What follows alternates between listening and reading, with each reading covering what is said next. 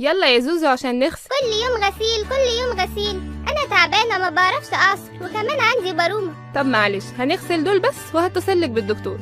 بدل الدكاتره اللي بتجيبيهم اللي يقول انا متخصص واللي يقول انا خريج زانوسي، وواحد مره ضيع لي المسمار والتاني ضيع لي الصاموله. انا خايفه مره ادور على الحله ما الاقيهاش. وعلى فكره الشراب اللي ضاع الاسبوع اللي فات مش انا اللي كلته، لا بعد العمر ده كله تسرقيني.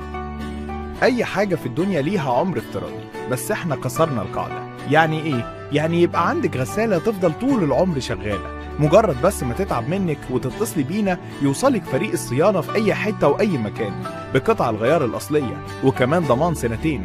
غسالتك ما بتعصرش فيها بارومة، أي مشكلة حلها موجود، وما بنسرقش شرابات ولا بنضيع المسامير. ولو تعبتي من غسالتك خالص وغلبتي معاها هنغيرها لك بغسالة جديدة.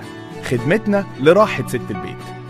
بالمناسبة وده تحذير، شركة زانوسي هي مركز الصيانة الوحيد والمعتمد لجميع غسالات زانوسي. أما بالنسبة لأي مركز صيانة تاني فيعتبر وهمي، وإن زانوسي ملهاش أي علاقة ولا مسؤولية بأي صيانة بره مراكزها.